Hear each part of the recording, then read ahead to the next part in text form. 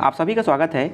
इस वीडियो में भारतीय इतिहास इंडियन हिस्ट्री के सामान्य ज्ञान के ऑब्जेक्टिव क्वेश्चन सीरीज़ का पार्ट 4 देखेंगे और इस वीडियो में इंपॉर्टेंट 100 ऑब्जेक्टिव क्वेश्चंस का संकलन किया गया है। यह आपके आगामी सभी कॉम्पिटिशन एग्जाम के लिए अत्यंत महत्वपूर्ण है। इसके पिछले सभी पार्ट आप इस चैनल के प्लेलिस्ट से, जो कि इंडियन हिस्ट्री के नाम से है, या इस वीडियो के डिस्क्रिप्शन के लिंक से अवश्य देख लीजिए। देखते हैं इस वीडियो का पहला क्वेश्चन है, सिंधु घाटी के लोगों का मुख्य भोजन क्या था? सिंधु घाटी के लोगों का मुख्य भोजन गेहूं और जौ था। ऑप्शन ए इसका सही उत्तर है। दूसरा, सिंधु घाटी सभ्यता की प्रकृति कैसी थी? तो नगरीय प्रकृति थी सिंधु घाटी सभ्यता की।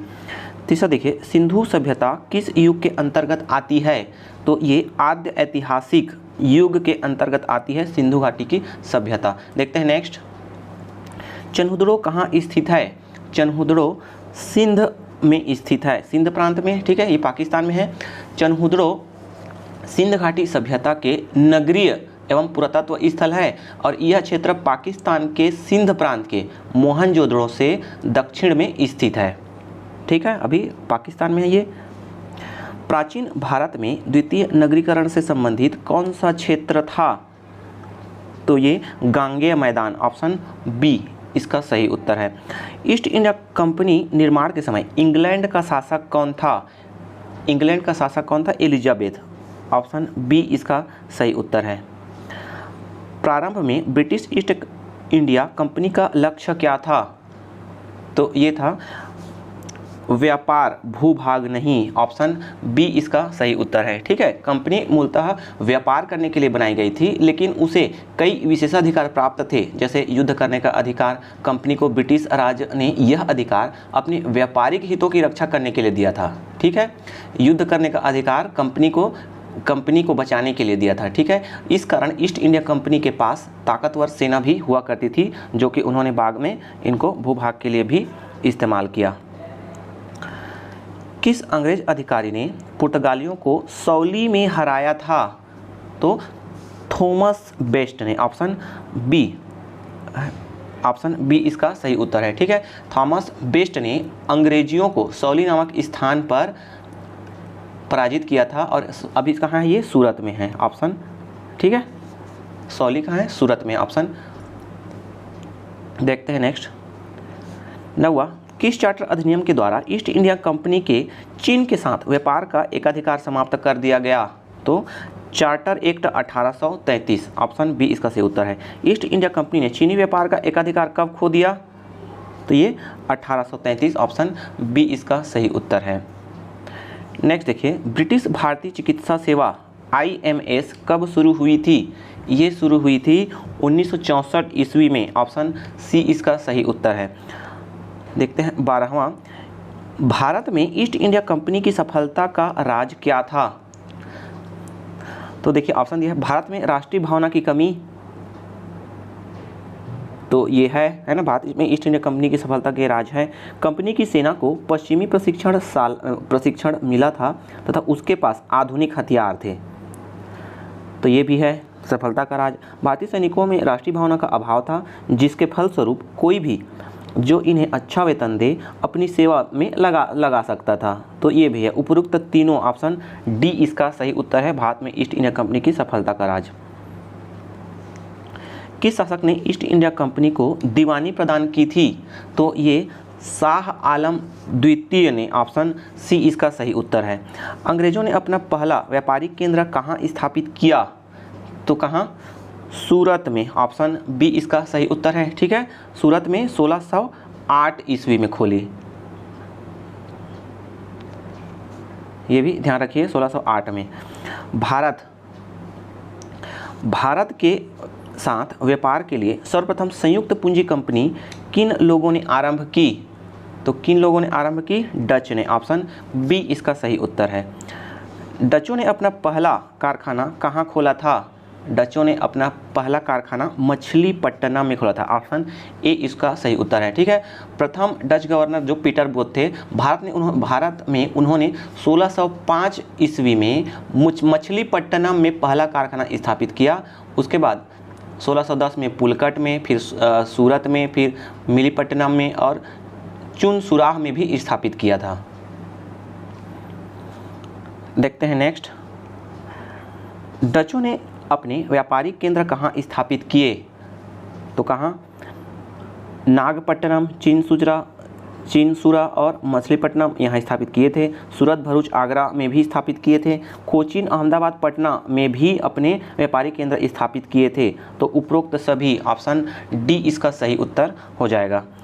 भारत में व्यापार के लिए डच ने किन बंदरगाहों का उपयोग किया? तो एक तो पुलिकट में किए थे, मछलीपट्टनम में भी किए थे और नागपट्टनम में भी किए थे। तो ये सभी, ऑप्शन डी इसका सही उत्तर है। बंगाल में डचों ने कौन सा कारखाना स्थापित किया? बंगाल में क्या? चिनसुरा। चिनसुरा, ठीक है, चिनसुरा बंगाल में हुगली नदी के किनारे ये डच लोगों की बस्ती थी, चिनसुरा, ठीक है। ऑप्शन बी इसका सही उत्तर है। 1857 विद्रोह की शक्ति का महत्वपूर्ण तत्व कौन सा था? तो ये हिंदू मुस्लिम एकता थी। 1857 की क्रांति विद्रोह की शक्ति का महत्वपूर्ण तत्व हिंदू मुस्लिम एकता थी। 21वां देखिए, ख्वाजा मोइनुद्दीन चिश्ती का जन्म कब हुआ? तो ये 1143 ईस्वी में। ऑप्शन ए इसका सही उत्तर है। भारत में सूफियों का आगमन किस शताब्दी में हुआ? तो ये 10वीं शताब्दी में। ऑप्शन बी इसका सही उत्तर है, ठीक है। उत्तर भारत में 11वीं शताब्दी में गजनवी के हमलों के साथ ही सूफियों का आगमन हो गया था। 13वीं शताब्दी में जब सल्तनत स्थापित हो गया तब सूफियों ने भी अपना विस्तार आरंभ किया, ठीक है। तो ये फैक्ट भी आप याद रखिए। 23वां देखिए, 1931 में बिहार समाजवादी पार्टी का गठन किसने किया था? बिहार समाजवादी पार्टी का गठन 1931 में फूलन प्रसाद वर्मा ने किया था। ऑप्शन ए इसका सही उत्तर है, ठीक है। इसके साथ ही जयप्रकाश नारायण और कुछ अन्य लोगों ने मिलकर ये इस पार्टी का गठन किया था। देखते हैं 24, प्रथम आंग्ल मैसूर युद्ध कब हुआ था? ये हुआ था 1767 से 1769 ईस्वी तक। ऑप्शन बी इसका सही उत्तर है, ठीक है। प्रथम मैसूर युद्ध अंग्रेजों और हैदर अली के बीच 1767 से 69 ईस्वी तक हुआ, जिसका कारण मद्रास में अंग्रेजों की आक्रामक नीतियां थी, ठीक है। अंग्रेजों की आक्रामक नीतियां ये इस युद्ध का कारण बनी थी। पॉलिटिक्स पुस्तक के लेखक कौन हैं? ये हैं अरस्तु। ऑप्शन बी इसका सही उत्तर है। कुषाण किस मध्य एशियाई जनजाति के वंशज थे? कुषाण ग्रेट ह्यूची जनजाति के वंशज थे। ऑप्शन डी इसका सही उत्तर है। गांधी इरविन समझौता को और किस नाम से जाना जाता है? तो इसे दिल्ली समझौता या दिल्ली पैक्ट के नाम से भी जाना जाता है, ठीक है। दिल्ली समझौता या दिल्ली पैक्ट के नाम जाना जाता है गांधी इरविन समझौता को, ध्यान रखिएगा। गांधी इरविन समझौता की विशेषताएं क्या थी? तो देखिए, दोनों के बीच में क्या समझौता हुआ था? तो राजनीतिक बंदियों की रिहाई, ये विशेषता थी। समुद्र किनारे नमक बनाने का अधिकार, ठीक है, नमक कानून को समुद्र किनारे नमक बनाने का अधिकार ये भी था शामिल। सविनय अवज्ञा आंदोलन स्थगित करना, ये भी थी। तो उपयुक्त सभी, ऑप्शन डी इसका सही उत्तर है। देखते हैं 29, अवध के नवाबों की प्रथम राजधानी कौन सी थी? ये थी फैजाबाद। ऑप्शन सी इसका सही उत्तर है। चतुर्थ आंग्ल मैसूर युद्ध का प्राथमिक कारण क्या था? चतुर्थ आंग्ल मैसूर युद्ध का प्राथमिक कारण था टीपू सुल्तान की शक्ति को पूरी तरह से नष्ट करने के उद्देश्य से अंग्रेजों का मैसूर पर आक्रमण। ऑप्शन बी इसका सही उत्तर है। श्रीरंगपट्टनम की संधि किसके मध्य हुई थी? श्रीरंगपट्टनम की संधि टीपू सुल्तान और अंग्रेज के मध्य हुई थी। ऑप्शन सी इसका सही उत्तर है। किस ब्रिटिश कंपनी भारत में व्यापार करने का पहला अधिकार पत्र मिला? किस ब्रिटिश कंपनी को? तो ये थी लिवेंट कंपनी। ऑप्शन ए इसका सही उत्तर है, ठीक है। 31 दिसंबर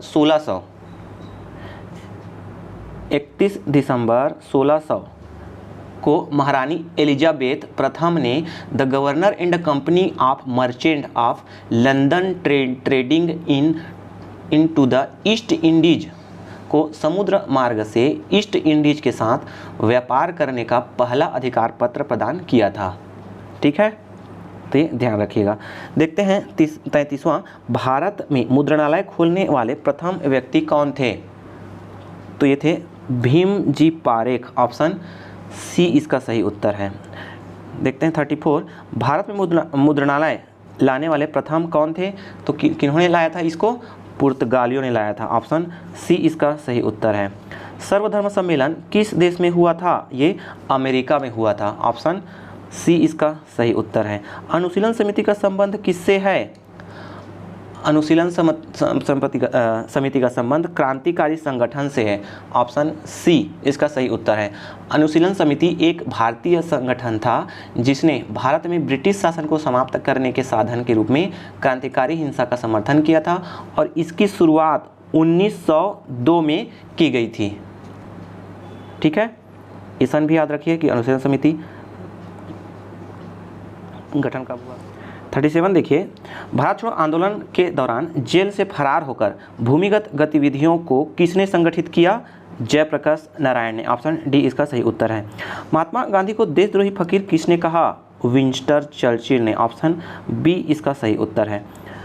महात्मा गांधी को मलंग बाबा किसने कहा था? कबायलियों ने कहा था, ये नाम कबायलियों द्वारा दी गई थी इनको, मलंग बाबा।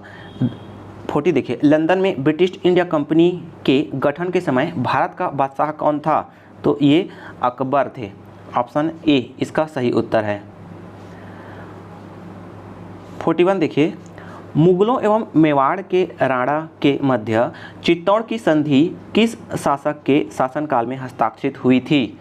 तो ये जहांगीर, ऑप्शन बी इसका सही उत्तर है। ठीक है, मुगलों एवं मेवाड़ के राणा के मध्य चित्तौड़ की संधि जहांगीर के शासनकाल में हस्ताक्षरित हुई थी। 43 देखिए, ख्वाजा मोइनुद्दीन चिश्ती किसके शिष्य थे? ये ख्वाजा उस्मान हारूनी के, ऑप्शन सी इसका सही उत्तर है।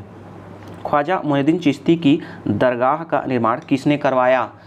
ये करवाया था मीर उस्मान अली खान ने, ऑप्शन सी इसका सही उत्तर है। ख्वाजा मोइनुद्दीन चिश्ती की दरगाह कहाँ स्थित है? ये स्थित है अजमेर में, ऑप्शन ए इसका सही उत्तर है। ठीक है, राजस्थान राज्य का एक प्रमुख ऐतिहासिक नगर है अजमेर। ख्वाजा मोइनुद्दीन चिश्ती के गुरु कौन थे? इनके गुरु थे ख्वाजा उस्मान हारूनी, ऑप्शन बी इसका सही उत्तर है। 46, बास्तिल के पतन का संबंध किससे है? बास्तिल के पतन का संबंध 1789 की फ्रांसीसी क्रांति से, ऑप्शन बी इसका सही उत्तर है। महाराणा प्रताप की पत्नियां कितनी थी? महाराणा प्रताप की 11 पत्नियां थी, ऑप्शन बी इसका सही उत्तर है। देखते हैं 48, महाराणा प्रताप का भाला कितने किलो का था? तो ये 81 किलो का था, ऑप्शन बी इसका सही उत्तर है।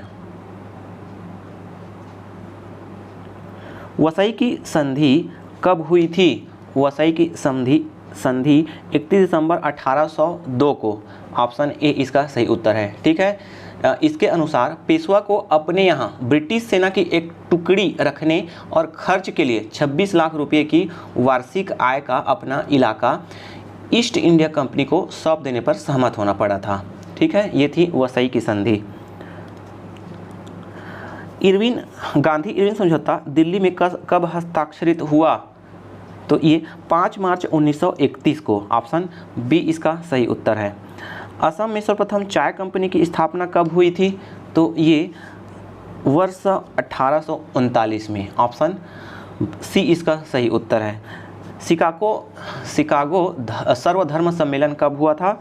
तो ये 1893 में, ऑप्शन सी इसका सही उत्तर है। ठीक है, अमेरिका के शिकागो नगर में स्वामी विवेकानंद ने शिकागो में विश्व धर्म सम्मेलन में भाषण देकर दुनिया भर में भारत की मजबूत छवि पेश की थी। ठीक है, तो किसने यहाँ भाषण दी थी ये भी ध्यान रखिए, स्वामी विवेकानंद ने। देखते हैं 53, अहमदनगर के निजाम शाही वंश का अंत कैसे हुआ? अहमदनगर के निजाम शाही वंश का अंत कैसे हुआ? तो अहमदनगर को मुगल साम्राज्य में मिलाकर हुसैन शाह को आजीवन कारावास दिया गया। ऑप्शन ए इसका सही उत्तर है। देखते 54, ख्वाजा मोइनुद्दीन चिश्ती कहाँ से आए थे? ये आए थे सिस्तान से, ठीक है, और सिस्तान कहाँ है? ईरान में है। ऑप्शन सी इसका सही उत्तर है। ख्वाजा मोइनुद्दीन चिश्ती भारत कब आए? भारत आए थे 1192 ईस्वी में। ऑप्शन सी इसका सही उत्तर है। महाराणा प्रताप का जन्म कब और कहाँ हुआ? ये हुआ था 9 मई 1540 को राजस्थान के कुंभलगढ़ दुर्ग में। ऑप्शन बी इसका सही उत्तर है। देखते हैं नेक्स्ट 57, भारत में दल विहीन प्रजातंत्र किसने प्रस्तावित किया था? ये जयप्रकाश नारायण ने। ऑप्शन डी इसका सही उत्तर है। तत्वबोधिनी सभा की स्थापना किसने की थी? ये की थी रविंद्रनाथ टैगोर ने। ऑप्शन डी इसका सही उत्तर है। तत्वबोधिनी सभा की स्थापना रविंद्रनाथ टैगोर द्वारा की गई थी। 59 देखिए, भारत में ब्रिटिश साम्राज्य का संस्थापक कौन था? ब्रिटिश साम्राज्य का संस्थापक रॉबर्ट क्लाइव। ऑप्शन डी इसका सही उत्तर है। ठीक है, लॉर्ड रॉबर्ट क्लाइव अंग्रेज ईस्ट इंडिया कंपनी द्वारा भारत में नियुक्त होने वाला प्रथम गवर्नर था। कंपनी ने उसे 1757 में बंगाल का गवर्नर नियुक्त करके भारत भेजा था। रॉबर्ट क्लाइव को भारत में अंग्रेजी शासन का संस्थापक माना जाता है। ठीक है, 60 देखिए, लेडी विद द लैंप किसे कहा जाता है? ये कहा जाता है फ्लोरेंस नाइटिंगेल को। ऑप्शन सी इसका सही उत्तर है। ठीक है, दया व सेवा की प्रतिमूर्ति दीपक वाली ये कहा जाता है। दीपक वाली महिला के नाम से प्रसिद्ध है। सिराजुद्दौला कहाँ का नवाब था? सिराजुद्दौला ये बंगाल का नवाब था। ऑप्शन ए इसका सही उत्तर है। नेक्स्ट, सिराजुद्दौला की हत्या किसने की? सिराजुद्दौला की हत्या किसने की? मोहम्मद अली बेग ने। ऑप्शन बी इसका सही उत्तर है। 63 देखिए, मुर्शिद कुली खां के बाद बंगाल का नवाब कौन बना? तो ये बना शुजाउद्दीन। ऑप्शन बी इसका सही उत्तर है। महाराणा प्रताप के बचपन का क्या नाम था? कीका था। ऑप्शन सी इसका सही उत्तर है। महाराणा प्रताप की समाधि कहाँ पर स्थित है? महाराणा प्रताप की समाधि उदयपुर में स्थित है। ऑप्शन सी इसका सही उत्तर है। किस राजपूत ने घास युक्त रोटी जंगल में खाई थी? घास युक्त रोटी जंगल में खाई थी तो महाराणा प्रताप ने। ऑप्शन बी इसका सही उत्तर है। गुप्त वंश का प्रतीक चिन्ह क्या है? गुप्त वंश का प्रतीक चिन्ह है गरुड़। ऑप्शन डी इसका सही उत्तर है। किसने मध्यकालीन विजयनगर की तुलना रोम से की थी? तो किसने की थी? डोमिंगो पेस ने। ऑप्शन सी इसका सही उत्तर है। देखते हैं नेक्स्ट, ग्रीक ने राजनीति शास्त्र को किसकी मूल मान्यताओं के अनुसार देखा? तो ये नैतिक दृष्टि से। ऑप्शन बी इसका सही उत्तर है। 70 देखिए, विश्व इतिहास में सबसे बड़ा तेल बिखराव कहाँ हुआ था? तो ये हुआ था दक्षिणी चीन सागर में। ऑप्शन डी इसका सही उत्तर है।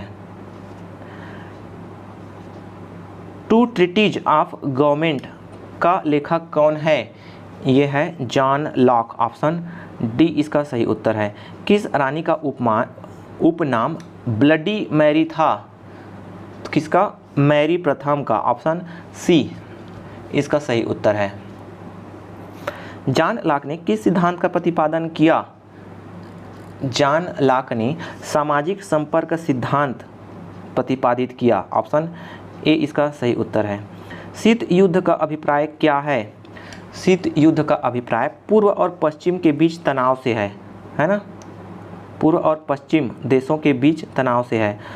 अमेरिका स्वतंत्रता की घोषणा किसके सिद्धांतों पर आधारित थी? तो ये नैसर्गिक अधिकार। ऑप्शन डी इसका सही उत्तर है। पुनर्जागरण शब्द का अर्थ क्या है? पुनर्जागरण शब्द का अर्थ है तर्क, प्रबोधन एवं खोज काल। ऑप्शन डी इसका सही उत्तर है। मार्क्सवादी भौतिक विचार किसके विचार से आया?